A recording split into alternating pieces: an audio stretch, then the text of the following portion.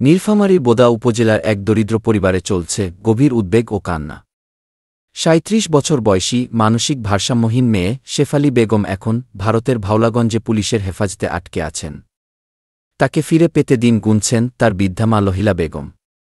নীলফামারী প্রতিনিধি আপেল বসুনিয়ার তথ্যচিত্রে আরও জানাচ্ছেন শান্তা ইসলাম। শেফালী বেগম দীর্ঘদিন ধরে মানসিক ভারসাম্যহীন অবস্থায় বিভিন্ন সময় বাড়ি ছেড়ে চলে যেতেন এবং পরে ফিরে আসতেন। কিন্তু এবারের ঘটনাটি ভিন্ন। গত ৮ এপ্রিল সকালে তিনি বাড়ি থেকে বেরিয়ে আর ফেরেননি। পরিবারের পক্ষ থেকে ১০ এপ্রিল বোদা থানায় একটি সাধারণ ডায়েরি করা হয়। পরিবারের সদস্যরা বিভিন্নভাবে তাকে খুঁজে বেড়ায়। এক পর্যায়ে জানা যায় শেফালী সীমান্ত অতিক্রম করে ভারতের ভাওলাগঞ্জ মোড়ে পৌঁছালে স্থানীয়রা তাকে বাংলাদেশি সন্দেহে পুলিশের হাতে তুলে দেয়া। সীমান্তে কাঁটাতার না থাকায় অসাবধানতাবশত তিনি ভারতের অভ্যন্তরে ঢুকে পড়েন বলে ধারণা করা হচ্ছে। বর্তমানে তিনি ভারতের পুলিশ হেফাজতে রয়েছেন। তবে তার প্রবাস থেকে দেশে ফেরার ব্যাপারে এখনও পর্যন্ত কোনো পদক্ষেপ নেওয়া যায়নি, যা নিয়ে উদ্বিগ্ন তার পরিবার। আমার মেয়ে গত ৮ তারিখে হারাই গেছে। তারপরে এখানে অনেক খোঁজাখুঁজি করেছে, তার কিন্তু একটু মাথার সমস্যা আছে, তার পাইছে, এখনো খোঁজ পাই নাই, কিছু পাই নাই।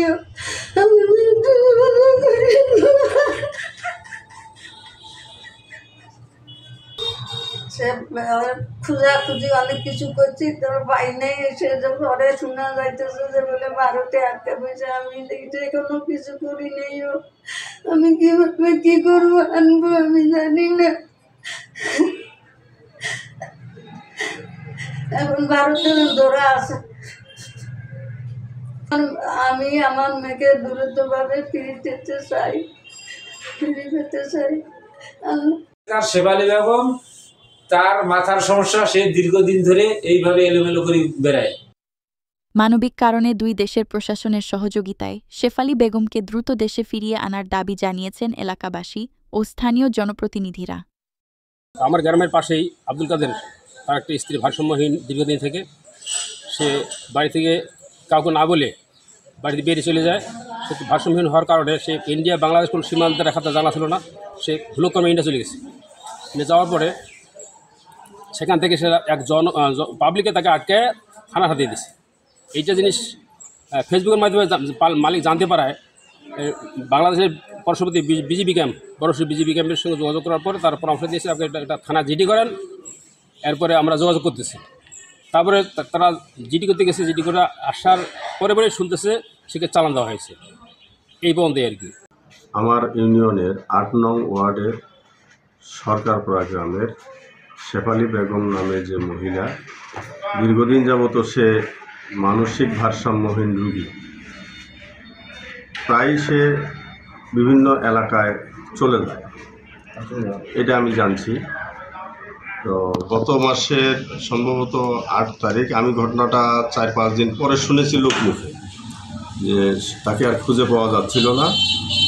পরবর্তীতে তার আত্মীয় স্বজন ভারত সীমান্তের লোকজনের কাছে জানছে যে সে নাকি ইন্ডিয়াতে পুলিশের কাছে ধরা পড়ছে। পরে তার লোকজন, পরিবারের লোকজন থানায় একটা জিডিও করছে। জিডি করার পরে যেহেতু লোকটা চালান হয়ে গেছে, এই জন্য পরবর্তীতে চালান হয়ে যাওয়ার পরে তো আসলে আমাদের লোকাল প্রশাসন যারা আমরা স্থানীয় সরকার, আমাদের তো আর ওই ব্যাপারে একটা বাইরের রাষ্ট্রের সাথে তো আর আমাদের যোগাযোগ থাকে না। থানা থেকে যে জিডিটা, জিডির কপি হয়তো তাদের কাছে থাকতে পারে।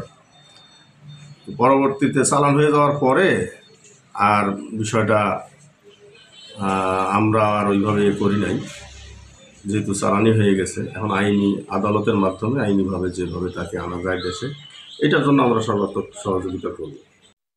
সরকারি ও বেসরকারি সংশ্লিষ্ট মহলের হস্তক্ষেপই পারে এই অসহায় বৃদ্ধা মায়ের মুখে আবার হাসি ফিরিয়ে দিতে। শান্তা ইসলাম, জাগো বাংলা নিউজ।